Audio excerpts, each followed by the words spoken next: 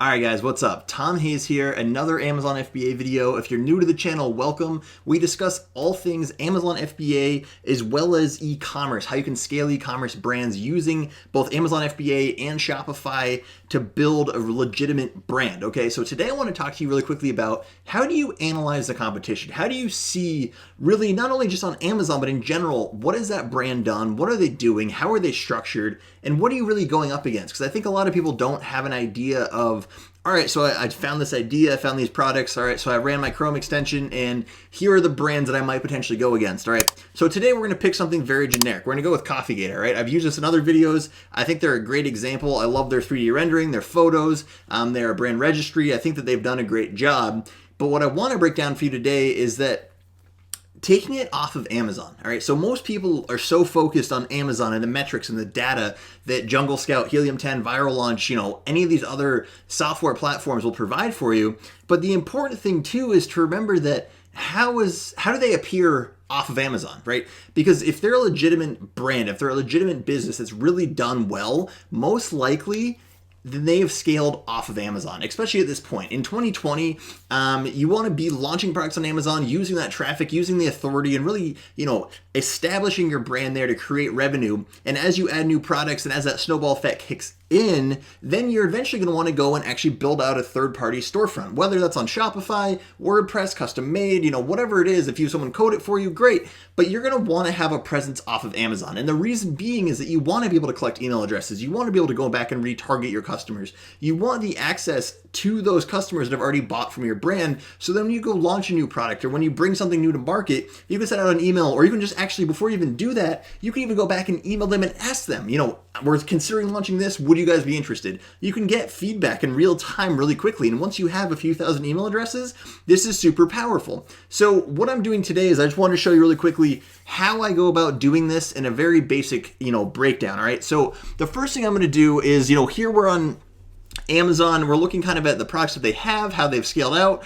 Obviously, they are very, very focused in kind of the coffee marketplace, all right? So whether it's a French press or whether it's actually, an airtight container to keep your coffee, the Coffee Gator was originally their first product, and then they kind of scaled out because they saw the opportunity, right? And that's what you want. You want to go after a marketplace, but you want to basically retarget the same demographic and the same types of people in that marketplace that can become repeat customers of different variations of your products. So when you're envisioning your product line, that's one of the first things that I always look for, right? So if I found a product where the data looks good, the marketplace, I know I can come in, differentiate, take it over, then I also want to look at what's 3 to 5 products, maybe more, that I can come in and add to that product line. Now, in this scenario, you can see that they've done a great job, all right? It's very consistent with their branding across the board, their colors, what they've done, their photos, their images. I mean, look at some of these reviews. Obviously, they're well established. Now, the next thing I did is I actually went and Googled Coffee Gator, all right? And this is what comes up. So actually, if I go back, right, this is just Google, and then, I spelled it wrong. Don't worry about that.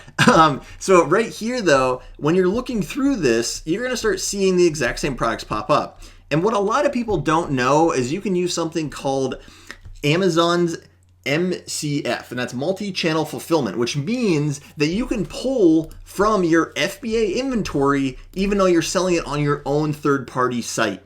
And that's so powerful, right? So there's different fees or other things associated with that. If you look in a previous video, I've talked about this before, but I wanted to drop this today just so you guys can kind of see that. The other thing you're gonna come and want to look at is, all right, so what are they doing? All right, so how have they built out their actual social media presence? What else are they doing? All right, they have YouTube, they have all these other things. They have their about, they actually have a phone number. All right, so this just starts giving you some insight. And what people don't realize is when you start seeing this and they're out of Delaware, and you can get a lot more information here. And actually you can take some of this information and run it backwards to kind of get an idea of numbers they're doing and how big is this brand and what are they actually established as. They still privately held? What is their goal? And you can get a lot of insight with that, right? So let's just see. So, they have a good followers. It looks like they're following a bunch of people. Their engagement for what they actually have probably isn't as great as it could be. So just, taking a look at these things I think is huge. Anyways, the real thing that I wanted to jump into is builtwith.com. All right, so anyone that's familiar with dropshipping or has ever tried to really go and figure out what theme are they using, what software are they using, how do they get it to look this way, what are they doing on the back end of things, this is your answer. And most people won't share this with you because they don't want you to know about it. But I'm open. I want to be transparent with you guys. I want you guys to be able to go and actually, do your homework and dig into other brands so that you can kind of see what's going on in the grand scheme of things. Because if you do this with numerous brands that are in the marketplace you're considering, then you really know what you're stacking up against. Not just on Amazon, the metrics there to launch it, but in the long-term play of scaling it to a legitimate brand and potentially selling it later down the road. Now, when you're looking here, all right, you can see what they have set up. All right, so they have tags set up, the conversion tracking, they're using MailChimp. But as you can see, if you scroll down here, all right, Shopify. All right, and I kind of already knew that as soon as you get on here and you can kind of start looking around, like one of the themes, and like actually that pinwheel that popped up to begin with, that's on like pretty much every Shopify site ever. I feel like it's been like one of those deals.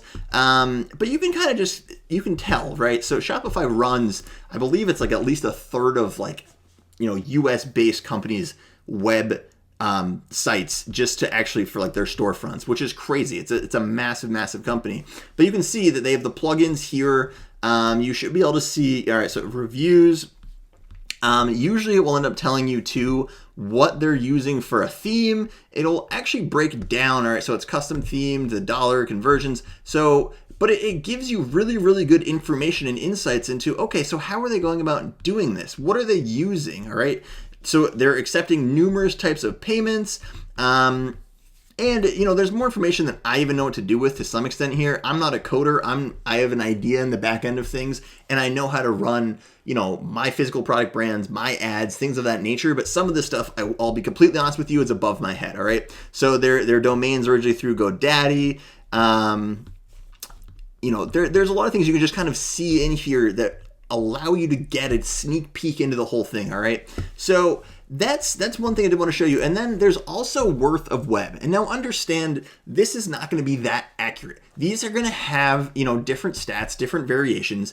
And what you're going to end up seeing is, kind of a sneak peek of things, but it's not going to be like 100%. So just take this with a grain of salt, but it is an interesting thing to start looking at, especially if you take some like the massive drop shipping sites. And if you take some of the massive Amazon companies, you can start getting an idea of what their third-party site is worth. All right, so with this Shopify site, we just looked at the back end of this. Now this is going to tell us an idea of revenue, and whether this is spot on or not, I really can't tell you.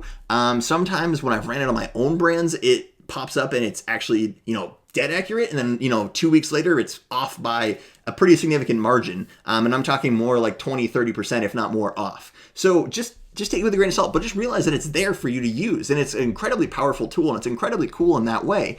So the overall worth of this, $8,000, but it says that they're making $26 a day, $800 a month, $10,000 a year. My guess is that they're doing more than that, just based off like the actual repertoire of products and everything else as well.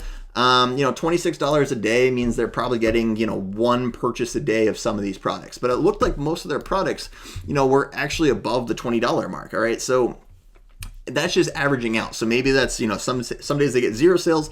I don't really know. We could actually go and look at their Facebook page and see what they're running for ads, if any. And that's another great thing to go and do. Go look at Facebook ad library, go look and see how are they trying to drive traffic to this, because you can have a lot of that stuff that's open to you with all these new privacy acts going into place, with all this new like transparency. There's ways to go and really pick up and analyze what are different brands doing. All right, guys, so this is just a short video today. I just want to kind of talk to you about these couple of tools. I think when you're starting to vet out new marketplaces, this is a big thing that you should just go and take a look at, because it allows you to see how they have things set up, all right? And I think that this is probably your biggest component here. Not only go see if they have a third-party storefront. Do they have a Shopify page set up, or are they solely selling on Amazon? Because that's going to tell you a lot about that brand itself and how developed it is. But then, scaling through this, when you start seeing on the back end, right, they have MailChimp set up. So they have a, email automation service. Hopefully debating, I would imagine they have stuff set up for an abandoned cart and a bunch of different sequences depending on the interactions with that customer on their website. But that's it for today, guys. Checking out new brands, trying to find new data and new things for you guys out here, all trying to put out new content. So hopefully you found some value in this. Smash that like button, subscribe to the channel, and drop a comment below if this is something new or if you already knew about this and how you plan to use this.